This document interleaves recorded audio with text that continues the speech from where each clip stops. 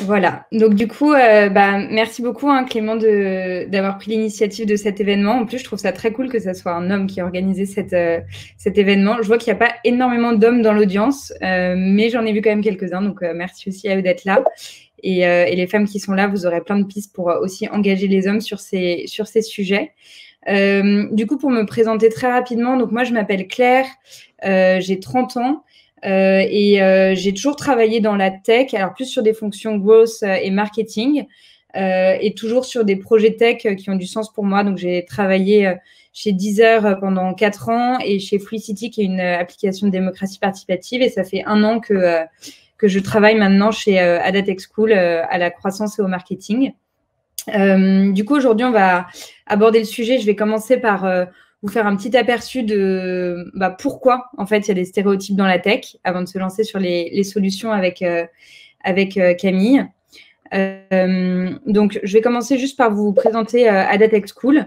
Donc, Adatech School, c'est la première école de code féministe, comme tu le disais, Clément, avec une pédagogie alternative. Donc, il y a les 2 spécificités qui sont hyper importantes.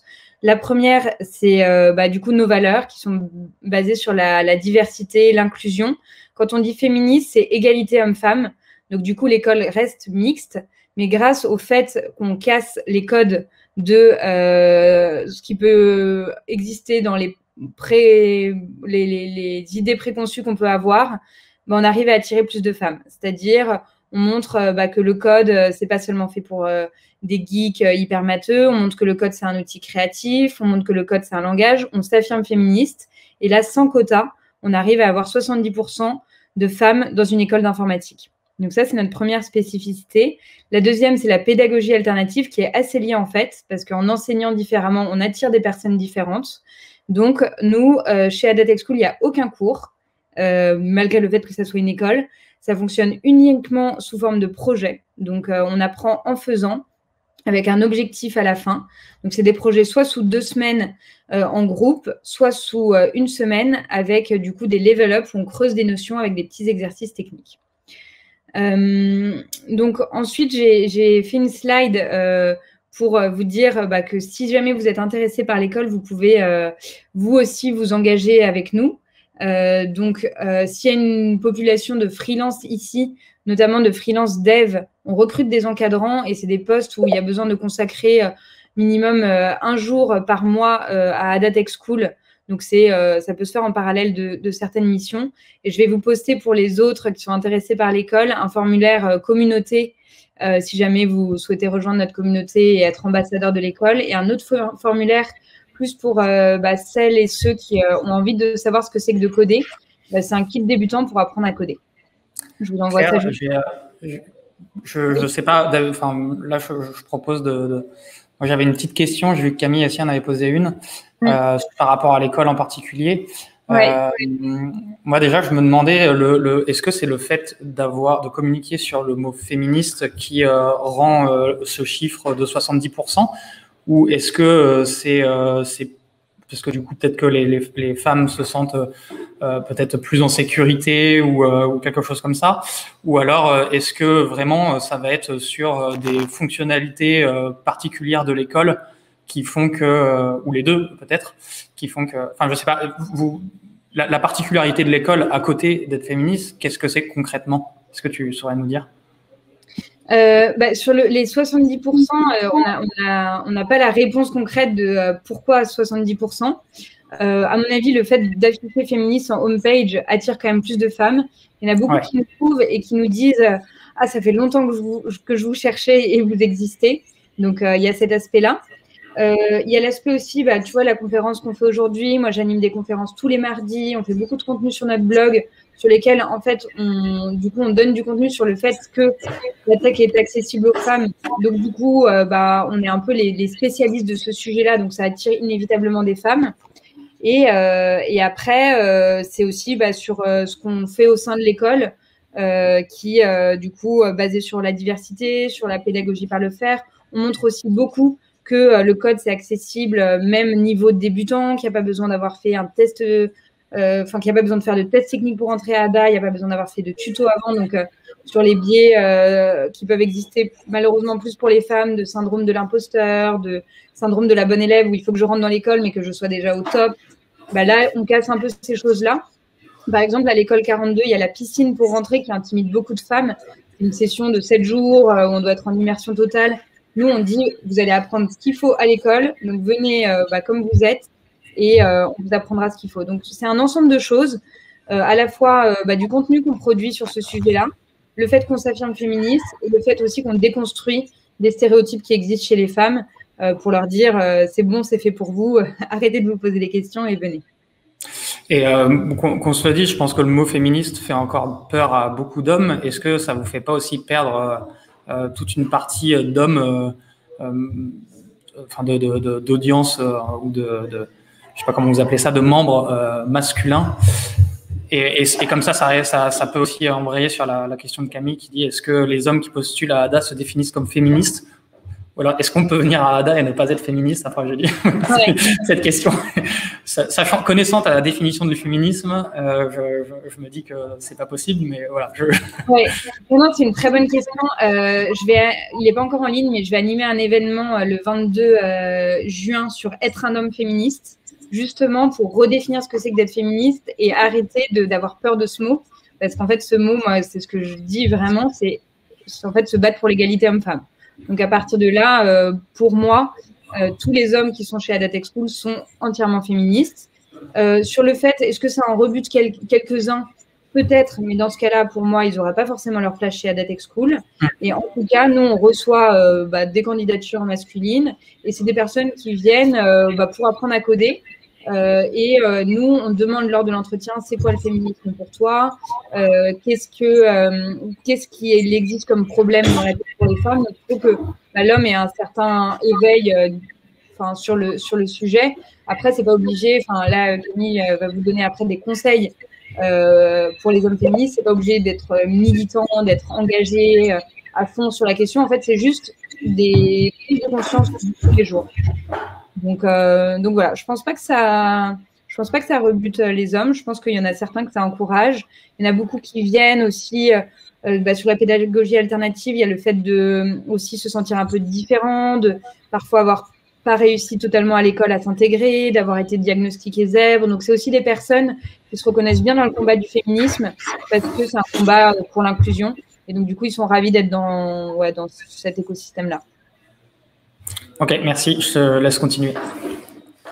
Mais c'est une bonne question et on nous pose aussi la question, c'est pour ça que je l'ai dit dès le début, ah tiens, féministe, ça veut dire que c'est fait pour les femmes? Non, pas du tout, c'est vraiment, on a envie que tout le monde en fasse partie. Donc, je vous ai envoyé mes 3 petits liens dont je vous parlais. Donc, sur l'école, je ne m'attarde pas trop dessus. Si vous êtes intéressé, je vous laisse aller voir sur le site, mais c'est une école en 2 ans avec 9 mois de formation à l'école et 12 mois d'alternance. Et c'est une formation généraliste où on apprend une pluralité de langages pour devenir soit front, soit bac, soit en data science, soit en système réseau.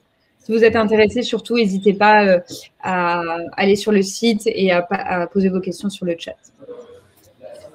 Du coup, pour rentrer un peu sur le vif du sujet d'aujourd'hui, j'ai choisi de vous présenter quelques stats pour commencer sur le problème. Donc, tout d'abord, sur les femmes qui étudient l'informatique. Désolée, la présentation est en anglais, mais les stats sont valables à la fois en France et dans le monde pour celle-ci. Il n'y a que 10% de femmes qui étudient l'informatique dans le monde. Et ça se vérifie ensuite dans le monde professionnel, puisque seulement 10% de femmes sont développeuses. Donc, ce chiffre, moi, je le trouve hyper alarmant parce que l'informatique, c'est un secteur en perpétuelle hausse. C'est un secteur très rémunérateur et c'est aussi le secteur où on est en train de créer le monde de demain. Donc, nous, c'est pour ça qu'on a créé ADA Tech School, c'est pour que plus de femmes soient derrière les machines et à fonder le monde de demain. En plus de ça, donc les 10% de femmes qui, elles, sont là, malheureusement, elles quittent ce milieu-là en milieu de carrière. Donc, 56% d'entre elles quittent ce milieu, contre 36% pour les hommes. Donc, ça montre qu'une fois qu'on a franchi tous ces stéréotypes et qu'on a voulu se former à l'informatique, qu'on a été embauché, il reste un climat très toxiques pour les femmes qui font que bien souvent elles quittent ce milieu-là. Pour vous donner des stats aussi sur le sujet, 70% des femmes disent avoir été l'objet de sexisme au sens large, soit dans le cadre d'écoles d'informatique, soit dans le cadre d'équipes d'informatique. Donc, il y a un vrai problème aussi, même une fois qu'on a intégré ce milieu-là. En plus de ça, quand on a intégré ce milieu-là, il y a aussi des gros écarts de salaire. On pourrait se dire, tiens, comme il y en a peu des femmes, ça serait peut-être le seul milieu où elles arriveraient à être à l'égalité des hommes. Pas du tout, malheureusement, puisque dans le secteur informatique, les femmes sont payées 16% moins que les hommes.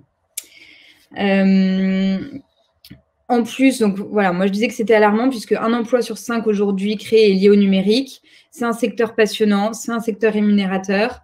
Donc du coup, le but, c'est de ne pas rester sur ces constats un peu glaçants lors de cette conférence, mais de comprendre d'où viennent ces inégalités, pourquoi elles sont aussi prononcées, et de mieux les comprendre. Et ensuite, Camille va identifier aussi des solutions pour les combattre.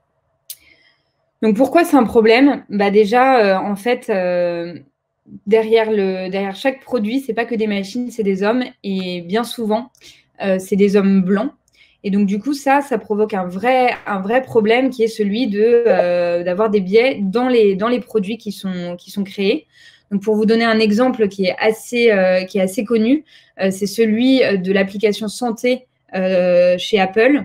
En fait, donc c'est une application, vous savez, quand vous avez un iPhone, vous rentrez votre poids, vos rythmes de sommeil, etc. Et en fait, il n'y avait à aucun endroit le fait de rentrer ces cycles menstruels qui pourtant provoquent beaucoup de changements dans la santé des femmes. Donc ça, on peut se dire que si l'équipe d'ingénieurs derrière cette appli avait été peut-être plus mixte, peut-être que la question aurait été posée plus tôt. Idem sur une appli de jogging où en fait, ils ont trouvé que c'était génial de partager son trajet pour montrer ses stats, sauf que c'était quelque chose d'obligatoire et qu'il y a eu des problèmes de femmes qui ont été suivies puisqu'elles ont partagé leur trajet de manière sans le savoir et ensuite ont été suivies jusque chez elles. Donc, en fait, c'est des choses, parfois, c'est pas intentionnel et c'est souvent les problèmes. Mais si on avait une équipe plus diversifiée, des tests plus diversifiés, peut-être que ces problèmes n'auraient pas surgi. Donc ça, c'est pour vous montrer à quel point c'est important d'avoir plus de diversité dans la tech. Après, pour donner un petit peu d'ampleur au sujet, il faut savoir que c'est un problème qui n'a pas toujours existé. Parce que déjà, il y a eu des grandes femmes, malheureusement un peu oubliées de l'histoire, qui ont été à l'origine d'inventions révolutionnaires dans la tech et dans l'informatique. Je ne vais pas vous les décrire toutes ici. Si jamais vous êtes intéressés, on a une exposition sur les femmes dans la tech. Je vous posterai aussi le lien. Mais c'est pour vous montrer que ces femmes-là, elles ont été à l'origine de progrès incroyables, notamment Ada Lovelace, qui est notre marraine chez Ada Tech School, qui est une comtesse du 19e siècle et qui a été à l'origine du premier algorithme. On cite aussi souvent Hedy Lamarr, qui était non seulement une actrice qui a été élue une des actrices les plus belles du monde, mais qui est aussi à l'origine de l'invention qui est l'ancêtre du Wi-Fi. Donc, pour vous montrer que c'est aussi un stéréotype de dire qu'il n'y a que des hommes qui ont fait des choses formidables dans la tech. Et en plus, dans l'exposition que je pourrais vous envoyer, on voit que dans les années 50, 50% des femmes étaient dans l'informatique. Donc, c'est un des seuls milieux en fait, où on est allé en arrière. Du coup, ça montre que c'est possible. Après, elles étaient dans l'informatique pour des mauvaises raisons à l'époque, parce que c'était très assimilé à du secrétariat et des choses très répétitives, alors qu'aujourd'hui, c'est hyper bien vu d'être développeur. Donc, toujours une affaire de stéréotype là qui était dans le mauvais sens, mais pour montrer qu'en tout cas, à l'échelle de l'histoire, c'est possible.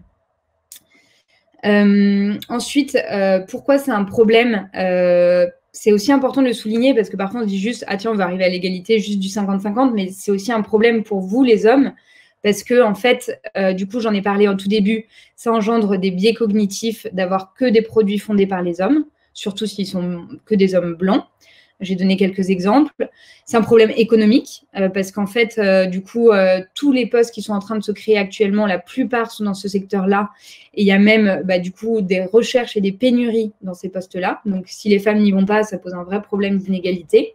C'est un problème de performance aussi. Ça, si on prend l'aspect très capitalistique, en fait, une entreprise est plus performante si elle est diversifiée, surtout en R&D, parce que ça donne des avis différents, des questionnements différents. Donc, il y a pas mal d'études sur ce sujet. Là, j'en ai pris une du BCG qui montre que dans des équipes innovation, le revenu est 19% fois supérieur si l'équipe est diversifiée. Et c'est un problème de RH aussi, surtout avec du coup on parle beaucoup de la génération Z et les milléniaux qui arrivent sur le marché du travail. En fait, eux, si l'entreprise n'est pas diversifiée, en fait, ils vont quitter l'organisation, 53% pour les milléniaux et 39% des employés. Donc, ça reste maintenant un argument pour faire en sorte que les gens restent dans votre entreprise. Du coup, c'est un cercle vicieux aussi. En fait, c'est pour ça qu'on fait cette conférence aussi, c'est qu'il faut adresser le sujet de tous les côtés, pas seulement se dire, ah tiens, à l'origine, je vais former plus de femmes avec Adatech School. Non, il faut aussi former les entreprises à un management plus diversifié. Il faut aussi former les développeurs sur ces questions-là pour éviter les questions de sexisme, etc. Donc, c'est vraiment un problème à gérer de bout en bout.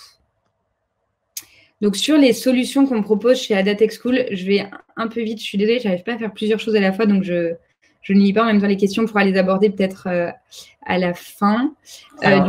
J'ai vu en tout cas, il n'y a pas forcément de questions sur ce que tu étais en train de dire. Je pense que les gens écoutaient un petit peu les chiffres et le constat. C'est marrant, tu regarderas ça tout à l'heure. Il y a quelques échanges dans le chat qui peuvent être intéressants. Je te laisserai regarder. On va créer un safe space. Ouais. Merci en tout cas, c'est cool que ça crée des interactions. Je vous fais rapidement les solutions que nous, on a identifiées et après, Camille, on a des plus concrètes et activables au jour le jour. Donc, nous, la solution, déjà, c'est de parler de l'histoire de l'informatique.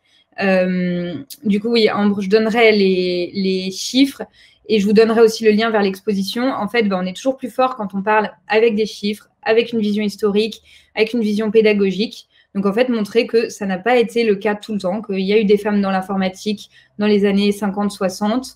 Je ne sais pas si vous avez vu le film génial « Les femmes de l'ombre » sur les femmes de la NASA qui étaient en fait les calculatrices et qui ont permis aux premiers astronautes d'aller dans l'espace. Et en plus, qui étaient des femmes noires. Ouais, en plus. Doublement invisibilisées. Ouais. Il est hyper bien et du coup, voilà, ça permet de donner de l'ampleur au sujet. Donc, nous, c'est une approche vraiment importante pour nous, l'approche historique.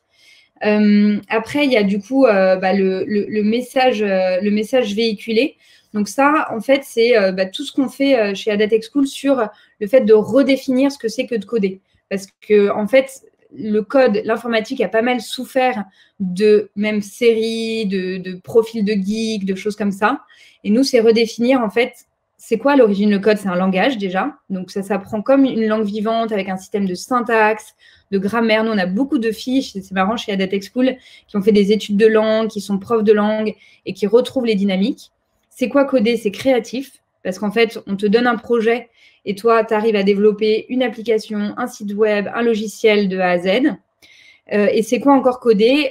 C'est en gros être à l'origine de solutions pour le monde de demain.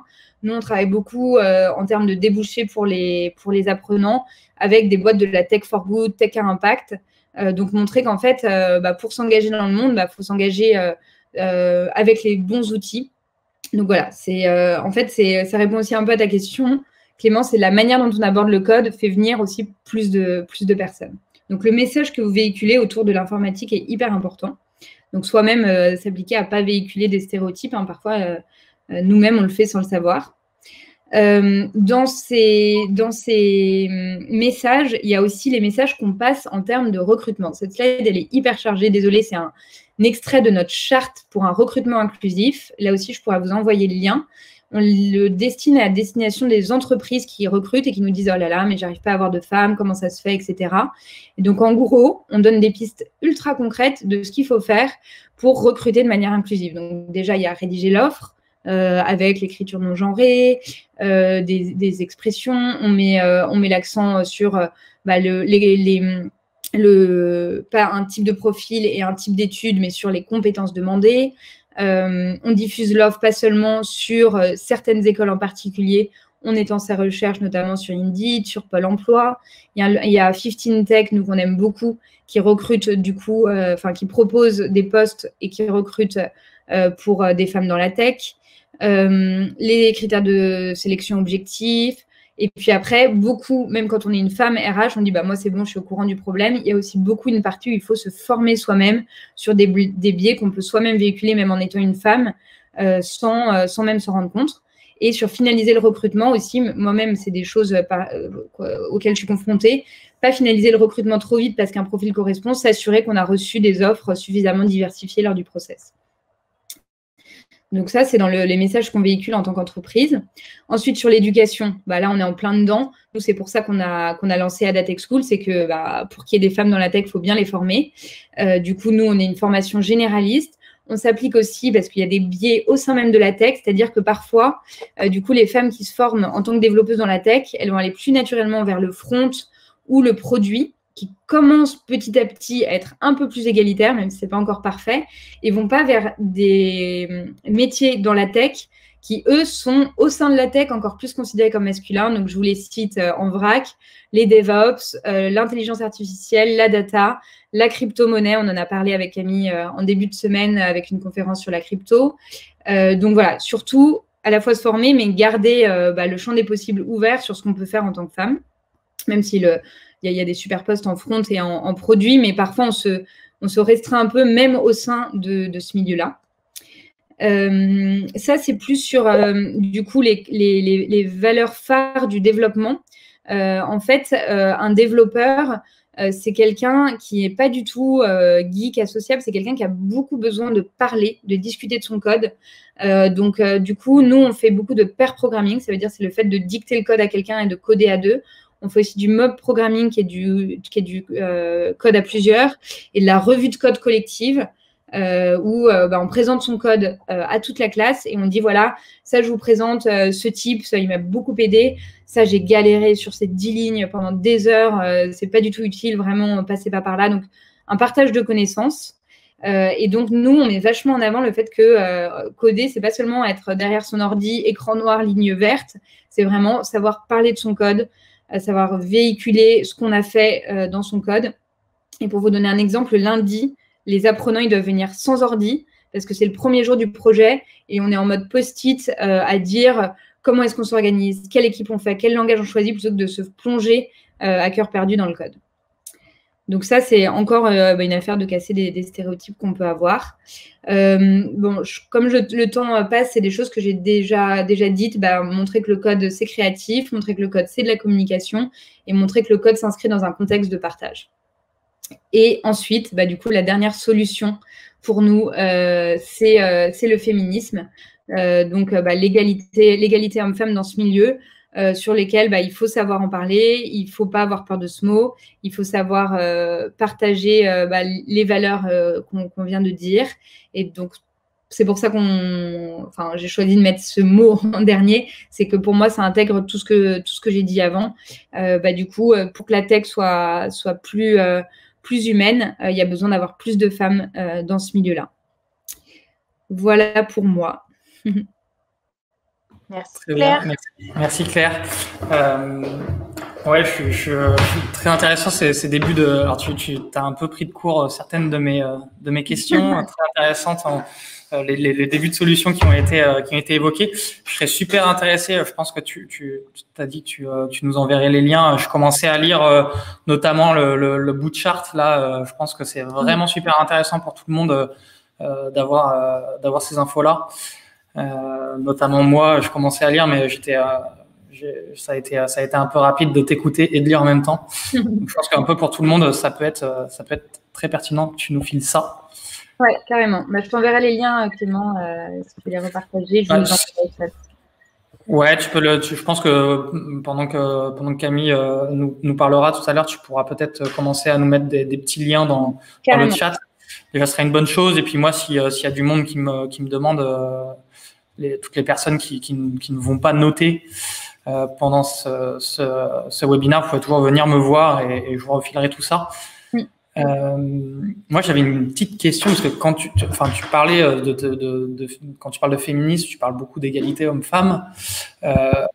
Moi, personnellement, j'essaye, par exemple, c'est un constat déjà à l'origine que j'avais sur les invités sur les webinaires que je crée. Parfois, c'est justement complexe de pouvoir respecter cette égalité. surtout quand on est recruteur ou ce genre de choses. Et dans ce cas-là, comment ne pas être anti-féministe tout en pouvant respecter des délais et devoir. Enfin, je ne sais pas s'il y a une réponse vraiment, mais voilà, enfin, même avec beaucoup de bonne volonté, parfois c'est super compliqué de respecter c'est peut-être ce qu'on aimerait idéalement place. Bah moi, je pense que les solutions, c'est aller chercher les femmes aux bons endroits. Donc, nous, on ne fait pas de quotas chez Adatex School, mais en fait, on va aussi les chercher aux bons endroits. Du coup, on travaille avec des comptes Instagram féministes, on travaille avec des newsletters féministes. Moi, je suis aussi dans des Slack. Je suis dans Meuf du Grosse, d'ailleurs, de Camille, qui est une super communauté. Et je suis aussi dans des Slack de femmes développeuses. Moi, quand on me demande des conseils sur comment recruter des femmes développeuses. Donc, il y en a qui sont mixtes et donc je conseille aux recruteurs de venir et de poster leur offre ici. Il y a 15 Tech dont je parlais, où là, c'est spécifiquement des femmes. Donc, il y a le fait déjà d'aller quand même les chercher aux bons endroits. Et je pense que si on va les chercher aux bons endroits, du coup, elles se disent, tiens, c'est déjà une super dynamique. Et il y a aussi le fait de s'entourer de rôles modèles. Donc, par exemple, Clément, pour tes conférences, ça serait s'il y a une femme qui est hyper connaisseuse sur ces sujets, qu'elle le relaie sur LinkedIn. Tu vois, il y a tout ce côté, en fait, faire passer le mot par les bonnes personnes. Donc, déjà des ambassadeurs ou des rôles modèles. Nous, c'est aussi quelque chose qui marche beaucoup. Juste de faire témoigner nos élèves de ce qu'elles vivent quand ce sont des femmes. Alors après, il y a un peu l'extrême inverse d'une entreprise où il y a 3 femmes sur 100, ils les mettent toujours en avant. Ça peut être un peu fatigant pour ces femmes-là d'être un peu en permanence les égéries femmes. Mais si elles se sentent bien, qu'elles ont envie que plus de femmes viennent, c'est important. Donc, voilà. En fait, il ne faut pas hésiter. Alors, moi, j'ai le même problème, mais du côté de la grosse. On pose souvent la question, mais comment tu fais pour inviter des femmes dans le gros sur différents types de sujets Et c'est d'ailleurs la raison principale pour laquelle j'ai un peu créé par hasard les Meufs du Gros. C'est en fait, il y a un truc très con déjà, c'est tu tapes le mot-clé de ce que tu cherches comme compétence dans LinkedIn. Et tu vas déjà trouver plein de gens qui sont spécialisés sur cette compétence et tu vas pouvoir sélectionner des femmes. Dans les communautés qui sont toutes spécialisées comme crème de la crème, dans crème de la crème, ce qui est bien, c'est qu'en fait, les gens utilisent souvent le mot-clé qui définit leur expertise dans leur nom d'affichage, en fait. Et ce qui est super dans les Slack, c'est que tu peux chercher avec ce terme-là. Donc, en fait, si tu cherches Nana dans le marketing, disons, tu peux chercher dans les Slack le terme marketing. Et tu vas avoir plein de profils qui vont sortir avec ce terme-là. C'est un des trucs que je pousse les femmes à faire dans les Meufs du Gros, dans le Slack des Meufs du Gros, c'est utiliser leur tag de compétences dans leur nom d'affichage. Comme ça, quand on a besoin d'une compétence particulière, on peut les retrouver en fait en tapant ça dans les barres de recherche. Donc ça, c'est en fait un réflexe que la plupart des hommes qui organisent des événements n'ont pas, c'est de en fait lancer des recherches. Et puis je pense que l'histoire des quotas, c'est pas sexe, clairement. Moi, je suis pas super fan des quotas non plus. J'aime pas me dire que j'ai été invitée parce qu'il y avait besoin d'un quota. Mais malheureusement, je pense qu'on va être un peu obligé de passer par là à un moment donné. On va être un petit peu obligé de se forcer pour s'assurer qu'il y a une certaine parité, quoi.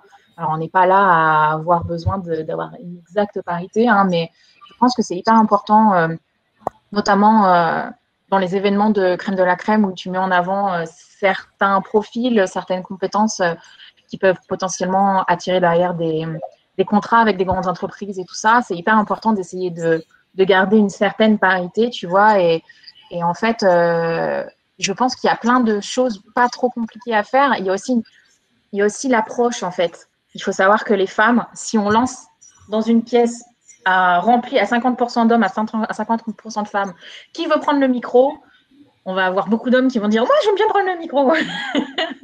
Il va y avoir peut-être, une Camille Coco qui adore prendre le micro. Mais globalement, le reste des femmes ne vont pas avoir en fait ce réflexe de se mettre en avant. Ils vont plutôt avoir le réflexe de ne pas se mettre en avant. Et parfois, il faut un peu aller chercher les femmes dans les trous de souris, quoi. Et je sais, c'est pénible. Je sais, ça demande un peu d'effort, mais si on a vraiment envie d'œuvrer pour une représentation juste, c'est ce qu'on va être obligé de faire, en fait. Ok. J'ai vu, Claire, que tu étais en train de répondre à l'écrit aussi à des personnes. Oui. Je propose, Camille, qu'on avance sur ta partie. Alors, Vanny, Ségolène, pour les 2 premières questions, j'ai bien vu que vous les aviez posées. Je propose de demander de proposer à Camille d'avancer sur la partie qu'elle a préparée. Et après, on va refaire un moment d'échange à la fin de sa partie pour pouvoir discuter de tout ça. Et j'ai bien vu vos questions, je les laisse pas de côté. Yes, bah de toute façon, moi j'aimerais bien que ce soit qu'on soit vraiment dans l'échange, parce que je vois que vous êtes tous hyper actifs dans le chat. Donc, j'avais envie de vous partager, quand Clément m'a proposé de participer, j'avais envie de vous présenter des initiatives que je trouve intéressantes et qui, pour moi, font avancer le schmilblick. Mais j'aimerais bien que vous me fassiez découvrir aussi d'autres initiatives, d'autres choses qui font avancer le problème. Donc, si au fur et à mesure que je présente, vous avez envie de nous faire partager quelque chose qui pour vous fait sens dans ce que je dis, allez-y. Et même, on pourra vous passer le micro, quoi. Ok. Camille, juste une seconde, tu peux nous présenter un peu les meufs du groupe? Bah justement, je vais vous présenter les meufs. Bah alors, qui suis-je? Où vais-je? Je m'appelle Camille. Je suis indépendante depuis 1 an et demi maintenant. Je suis en effet présente sur la communauté Crème de la Crème que j'ai intégrée il y a un peu plus d'1 an maintenant. Je suis grosse stratégiste, ce qui veut dire que j'aide des startups la plupart du temps à grandir et à accélérer leur croissance pour tout un tas de problématiques, que ce soit l'entrée dans des nouveaux marchés, des levées de fonds, etc. Donc, c'est un métier qui englobe le produit, le marketing, la vente et le support client, en gros. Et j'ai toujours été féministe. Je pense que même quand j'étais enfant, je l'étais déjà, parce que je me rappelle de colère que j'ai pu avoir quand j'étais gamine, où je n'utilisais pas le terme féministe, mais je m'insurgeais déjà contre les inégalités que je vivais. Et ça s'est matérialisé de différentes façons dans ma vie. Et en fait, très récemment, donc, ça s'est matérialisé en mars, le 10 mars exactement. Donc, ça fait pile 3 mois. Le 10 mars 2021, j'ai été très énervée par plusieurs événements qui se sont un peu enchaînés. En fait, on était en plein dans l'avènement de Clubhouse, la fameuse application en mode CB où on pouvait, on peut toujours d'ailleurs faire des talks sans vidéo en fait. Et c'est une idée super sympa et ça a connu un fort engouement au début de l'année là. Le problème, c'est que comme tout nouvel espace de prise de parole, ça a été très, très, très vite accaparé par les hommes qui ont créé un espèce de boys club, ce qu'on appelle un boys club dans les cercles féministes. C'est-à-dire, c'est un espace où, globalement, la parole est très accaparée par les hommes et où on retrouve tous les codes de la masculinité toxique, on va dire. Et ça m'a beaucoup énervée parce qu'en fait, je retrouvais beaucoup d'hommes qui sont, moi, dans mes cercles, des professionnels du gros, salariés ou indépendants. Et ce qui m'énervait, c'est que je voyais qu'ils faisaient des tables rondes de 10 personnes. Et sur les 10 personnes, il y avait au grand maximum une nana, si ce n'est aucune nana. Et comme je les connais bien, ces gens-là, j'ai fini par, en gros, prendre le micro parce que moi, j'ai pas peur de le prendre, ce qui est assez rare. Et en gros, j'ai pété ma gueulante. J'ai dit, mais vous vous foutez de ma gueule. Vous êtes des grosses, vous êtes capables de générer des centaines de milliers de leads pour des clients, mais vous n'êtes pas capable de trouver une nana qui travaille dans la spécialité que vous avez besoin de mettre en avant et de lui proposer de venir parler avec vous, quoi. Donc, je leur ai mis un peu le nez dans leur caca. Et pour prouver qu'ils avaient vraiment un gros poil dans la main, j'ai fait une recherche moi-même sur LinkedIn et j'ai invité les 30-40 premières nanas qui utilisaient le terme grosse dans leur titre sur un Slack, dans l'objectif vraiment très basique de me dire on va pouvoir chouiner ensemble. On va pouvoir pester sur le sexisme ambiant ensemble sur ce Slack et puis voilà. Et en fait, je suis partie manger parce que j'ai fait ça, je crois, genre à 11h ou quelque chose comme ça. partie manger et quand je suis revenue, c'était un Slack qui était ouvert. En fait, j'avais pas du tout bloqué le truc. Et je me suis rendu compte que les nanas que j'avais invitées avaient invité plein d'autres nanas. Et de fil en aiguille, on s'est très vite retrouvés à plusieurs dizaines. Et très rapidement, les femmes qui étaient sur ce Slack ont eu envie qu'on organise des trucs, qu'on s'organise pour s'aider, qu'on s'organise pour faire des choses. Et en fait, tout est parti un peu très vite. On a parlé de nous dans une newsletter de Germinal, qui est une entreprise dans le gros, qui a beaucoup de followers. Et du coup, on est passé rapidement à 150, je crois, au bout de 3-4 semaines. Et là, aujourd'hui, écoutez, on fête les 3 mois et on est 400 femmes. Et on a 1100 followers, je crois, sur LinkedIn. Donc, c'est parti un peu très vite, très fort. On a aujourd'hui un partenariat formation. Donc, en fait, on a négocié une formation à un prix défiant toute concurrence parce qu'on est beaucoup de femmes, du coup, derrière. On a mis en place, je crois qu'on doit avoir une dizaine d'événements.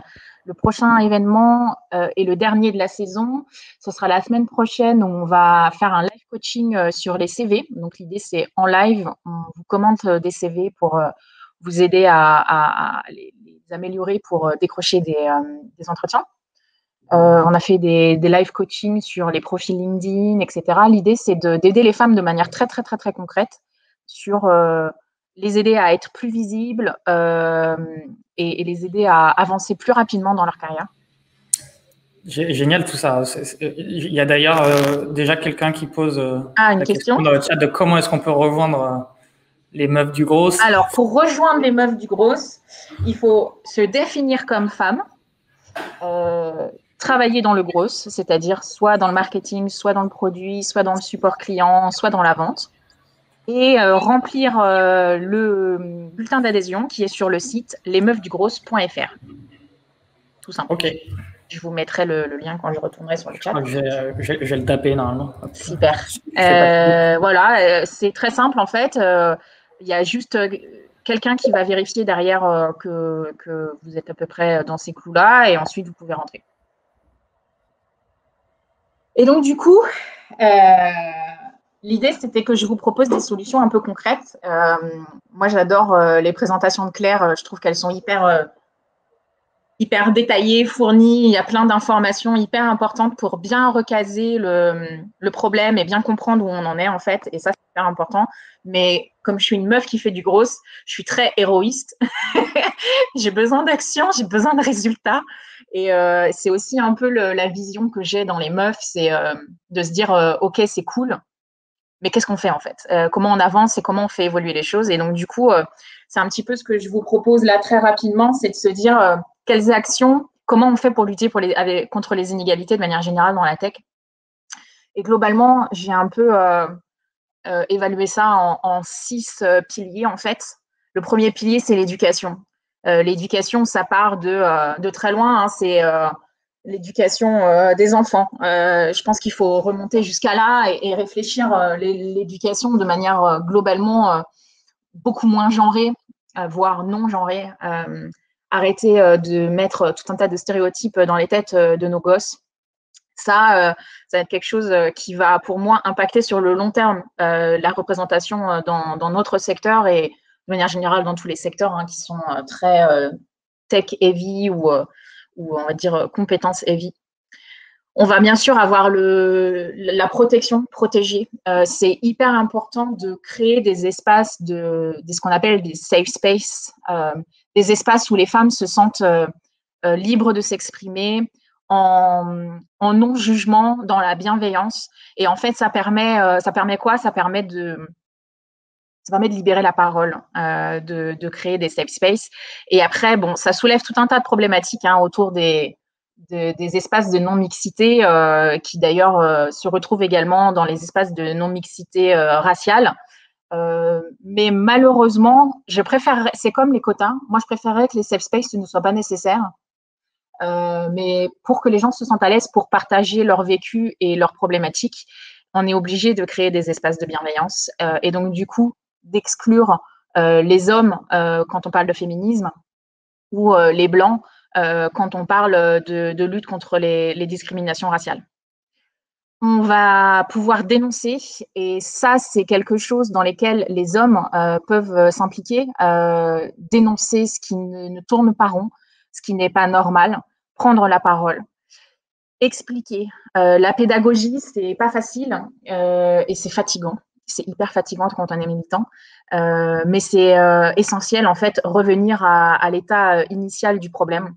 Rallier, c'est non seulement se rallier entre femmes, mais c'est aussi rallier les hommes, toutes les forces, en fait, qui ont envie de participer et de partager de leur réseau, de leurs compétences, de leurs forces pour nous aider à nous élever et agir, proposer des solutions aux problèmes existants. Je vais vous présenter 6 solutions, du coup, qui répondent à ces 6 piliers. J'en avais plein, mais j'ai décidé que vous en présentiez que 6. Et du coup, j'aimerais bien que vous nous en présentiez d'autres au fur et à mesure que je présente, parce qu'en fait, il y en a vraiment beaucoup. Dans l'éducation, j'ai eu envie de vous parler de Startup for Kids. Startup for Kids, c'est une association et un réseau national. Je vais vous emmener sur le site en même temps que j'y suis. En fait, c'est une initiative pour aider les enfants à s'imprégner des méthodologies et d'un esprit entrepreneurial. Et c'est hyper important parce qu'en fait, ils proposent des événements qui sont spécialement dédiés aux petites filles. Alors, ils font des événements jusqu'aux étudiants, jusqu'aux teens, en fait, jusqu'aux adolescents. Et ils proposent particulièrement des événements qui sont faits pour les petites filles, en fait, où on les aide justement dans un espace, dans un safe space, à répondre à des problématiques numériques et à créer des projets de A à Z, des projets entrepreneuriaux. Et c'est absolument génial ce qu'ils font. J'adore. Je trouve ça hyper pragmatique et hyper dans l'action, justement, pour permettre aux petites filles de se projeter, en fait, dans l'entrepreneuriat et dans le numérique. Et c'est de ce type d'initiative dont on a besoin, en fait, pour pour corriger le problème à la source et augmenter, en fait, le nombre de petites filles qui vont avoir envie de se lancer dans ce type de métier, quoi. Est-ce que vous avez d'autres propositions à me faire sur ce sujet-là? C'est exactement ce que j'étais en train d'écrire dans le chat. Ouais. Voilà, vraiment, sur chaque partie que va présenter Camille, n'hésitez pas, si vous connaissez des projets qui sont similaires, qui répondent aux mêmes problématiques. Je suis loin de tout connaître et je serais ravie d'en apprendre, d'en découvrir d'autres.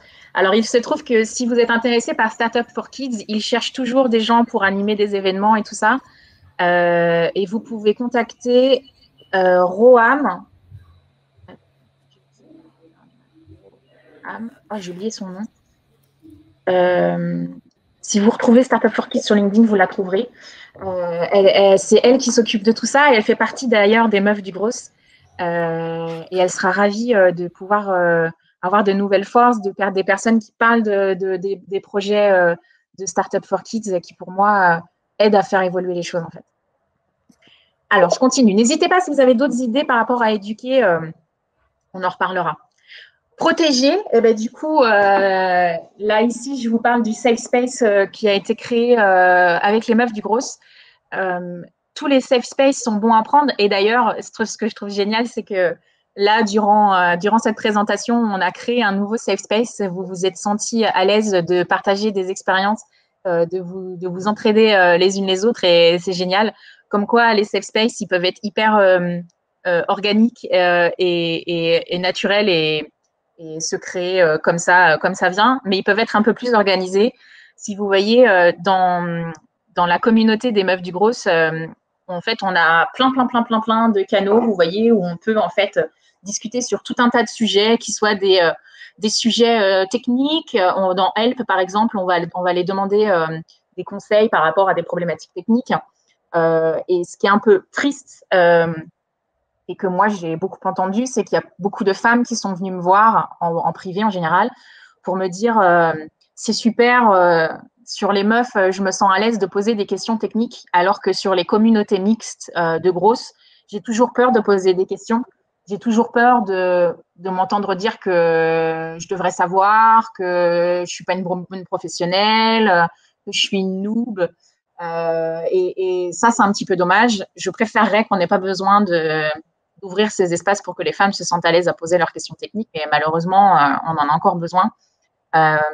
Donc, du coup, on a des espaces pour les questions techniques, on a des espaces pour se partager des jobs également, pour parler de problématiques sexistes. Ici, vous voyez, on a un petit chan où on partage nos pépites sexistes et c'est un chan qui est un peu déprimant, mais qui fait du bien aussi parce qu'au final, on voit que les femmes sont pleines de bonne volonté pour se partager des tips et des bonnes pratiques, en fait. Comme la discussion qu'on a pu avoir là sur le chat de la discussion d'aujourd'hui. Est-ce que vous connaissez d'autres espaces de discussion qui vous rendent à l'aise en tant que femme? Ah, le profil de Roa Moaro. Ah, voilà, merci beaucoup Anne-Claire. J'avais oublié son nom. Je vois que vous prenez des notes, vous marquez des choses. N'hésitez pas. Et en tout cas, donc j'ai vu la discussion que Vanny a pu lancer tout à l'heure. Les problématiques de réussir à se faire valoir par rapport à son client quand on a un associé masculin. Sachez que c'est une problématique qui est discutée en long et en large et en travers chez les meufs du gros. Ça arrive très régulièrement. Personnellement, ça m'est arrivé beaucoup quand j'ai été chef d'entreprise également. J'étais chef d'entreprise, j'avais beaucoup de femmes dans mon entreprise, mais j'avais un assistant, on va dire un directeur financier homme, qui était très féministe par ailleurs. Et ce qui est très important, c'est que déjà, vous remettiez les choses à plat régulièrement. Et je pense que ce qui est très important, c'est que votre associé homme remette les choses à plat lui-même, en fait, qu'il vous supporte là-dedans. Et c'est très important de ne pas se battre toute seule, en fait, et de partager la charge mentale de ce combat-là, quoi. Et ça, c'est quelque chose qu'on voit souvent, c'est que c'est hyper fatigant de se battre pour remettre les choses correctement dans le bon sens des choses. Et c'est hyper important de demander de l'aide, en fait, à vos associés dans ces cas-là. Moi, j'en ai posté juste 3 très, très spécifiques aux développeuses sur le Safe Place. Et en particulier sur la question que je trouve hyper intéressante de demander conseil, où du coup, surtout sur des aspects très techniques, là, c'est vraiment un endroit où on peut se demander de l'aide hyper rapidement et il y a une vraie cohésion. C'est un peu l'équivalent des meufs du growth, mais côté dev. Donc, je recommande 3 avec une qui est spécifique sur le langage Ruby. Super. Ça vous intéresse. Ok, merci. Dénoncer. Alors, dénoncer, c'est bien de le faire quand on est une femme et qu'on partage ces problématiques-là. Ce qui est important, c'est de demander aux hommes qui nous entourent et qui partagent nos combats de le faire. En tout cas, il faut qu'ils le comprennent que dénoncer ces problématiques-là, ça ne doit pas venir tout le temps des mêmes personnes et ça doit aussi venir d'eux. Et le changement ne s'opérera que lorsque des hommes aussi prendront la parole sur ces problématiques. Je vous mets le super post de Youssef Benadou, qui est le CTO de Germinal, cette fameuse agence dont je vous ai parlé il y a quelques minutes. Youssef a pris la parole hier sur en fait la discrimination faite aux femmes voilées. Et j'étendrai même faite aux femmes issues de la diversité de manière générale, parce que c'est quelque chose qu'on retrouve aussi avec les femmes noires, etc. Mais c'est vrai qu'avec les femmes voilées, ça doit être encore plus dur. Il a dénoncé le fait que ces femmes étaient discriminées à l'embauche, mais aussi quand elles étaient freelance. Et c'est quelque chose que, alors, je ne vis pas moi-même, mais que j'ai pu voir, puisqu'on a pas mal de femmes issues de la diversité et de femmes arabes, parfois voilées, dans la communauté, et qui m'ont fait venir ce type de problématique à mes oreilles. Et c'est très, très important qu'on prenne la parole sur ces problématiques-là, que ce soit parce qu'on est un homme et qu'on n'est pas directement impacté ou parce qu'on est une femme blanche par soutien, en fait, pour les femmes de la diversité. Par ailleurs, moi, j'ai découvert quelque chose qui m'a beaucoup intéressée par rapport à cette problématique-là. J'ai découvert avec les femmes du Gros et en échangeant avec des femmes arabes dans cette communauté que, en fait, dans les pays arabes, la culture et les stéréotypes dans la culture arabe font que les femmes sont beaucoup, beaucoup plus présentes dans le milieu de la tech et notamment dans les milieux du numérique. Parce que c'est considéré comme des milieux plus féminins. Alors, je n'ai pas exactement l'explication du pourquoi, du comment, mais ça m'a été de maintes fois confirmé en fait par des gens qui viennent du Maroc ou d'Algérie ou de Tunisie. Et c'est assez intéressant en fait, et je trouve que la France aurait beaucoup à apprendre des pays arabes sur cette question-là, parce que si eux y arrivent mieux que nous, c'est probablement qu'ils font quelque chose mieux que nous, quoi. Est-ce que vous connaissez d'autres éléments de dénonciation que vous aimeriez me dire? Je recrée du Liban et au Maroc. C'était clairement ta publication. Moi, quand je l'avais vue, parce que je l'avais vue en live, celle que tu avais faite, qui a été à l'origine des Meufs du Gros, c'est vrai que enfin, il y a des moments où on se rend pas forcément compte parce qu'on est la tête dans le guidon, parce qu'on fait nos choses, les choses qu'on on a la vie qui nous rattrape, comme on dit. Et c'est vrai que, enfin, sans parler de dénoncer, je dirais plus de la communication ou de la, enfin, je sais pas si les termes sont bons, mais en tout cas, je trouve que ça rejoint même ce dont tu parlais tout à l'heure d'éducation, en fait. Certaines personnes ont besoin de se rendre compte, parce que c'est pas forcément, par exemple pour certains hommes dont je fais partie, c'est pas forcément un problème qui nous touche tous les jours. Donc, si on n'est pas mis un petit peu le nez sur ces histoires-là, on n'a pas forcément conscience de ça, sans vouloir être voilà. Donc, non, mais bien sûr. Je pense que justement cette partie de mettre les problèmes en avant, c'est vraiment hyper important. Et ça vaut aussi d'ailleurs la dénonciation, ça vaut pour dénoncer les problèmes en général, c'est bien. Mais aussi, par exemple, moi, ça me dépite de voir qu'à chaque fois qu'il y a des problématiques de représentation dans des événements, par exemple, les seuls qui disent qu'il y a un problème, c'est des femmes. J'aimerais que des hommes disent écoutez, il est cool votre événement, mais ça serait bien d'inviter des expertes femmes. Tenez, éventuellement, j'ai des contacts de femmes qui sont bien sur cette thématique. Et en fait, c'est juste, si vous êtes un homme et si vous vous sentez un allié dans ce combat-là, c'est hyper important que vous agissiez et que vous dénonciez avec nous, parce que la fatigue militante, c'est un vrai problème. La fatigue militante, c'est le fait d'être militant sur une problématique, n'importe quelle problématique d'ailleurs, et de tellement agir qu'on en fatigue. Et il y a des gens qui font des burn-out, en fait, c'est réel. J'ai d'ailleurs vu des nanas faire des burn-out parce qu'elles avaient trop donné d'un point de vue militant. Et du coup, c'est hyper important que la charge de changer les choses soit partagée. Que ce ne soit pas un problème de femmes, c'est un problème de la société, en fait. Allez, on continue. Expliquer. Bon, et là, du coup, on va aller rapidement parce que Claire, elle fait ça hyper bien. C'est hyper important, en effet, de revenir sur les bases du problème, tout le temps réexpliquer, faire de la pédagogie. C'est fatigant, c'est épuisant, mais malheureusement, il faut encore qu'on explique les choses. Et c'est important de prendre la parole pour reposer les racines du problème. Il faut savoir que moi, depuis que je prends la parole publiquement sur ces problématiques-là, je me prends de plus en plus de trolls sur LinkedIn d'ailleurs, qui est pourtant une plateforme sur laquelle on n'imaginerait pas qu'il y ait des trolls. Mais il y en a et il faut en fait constamment réexpliquer, constamment avoir des chiffres, constamment revenir dessus. Ça fait partie de la résolution du problème. Et ça, pour le coup, merci au travail d'Ada Tech School et de vos équipes. Vous faites ça vachement bien. Et il y en a plein d'autres qui font ça vachement bien. Si vous suivez Nina Ramen, par exemple, qui aussi prend beaucoup la parole en ce moment sur les questions de féminisme dans la tech, elle décortique souvent les problématiques et tout ça. rallier. Je vais vous parler d'une initiative qui s'appelle le Parental Act. Alors, le Parental Act, c'est en fait une initiative de… alors, on est à 391 entreprises qui ont décidé de signer un pacte où elles s'engagent à donner autant de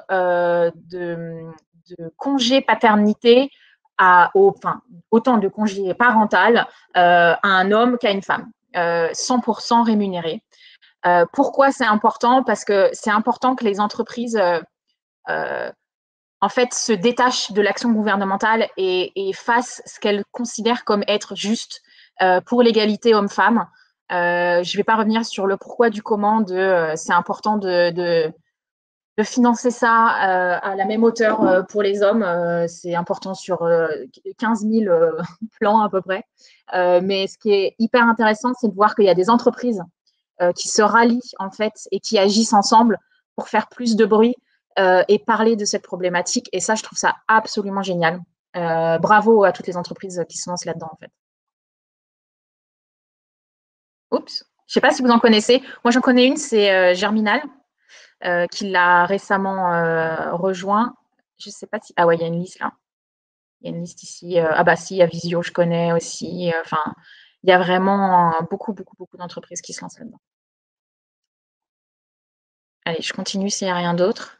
Agir. Je vous parle de Sista, qui est un collectif absolument génial. Et d'ailleurs, je pense qu'on va faire un partenariat avec eux d'ici la rentrée en septembre. Sista, c'est un collectif qui travaille pour aider les femmes entrepreneurs, en fait, à lever autant d'argent que les hommes.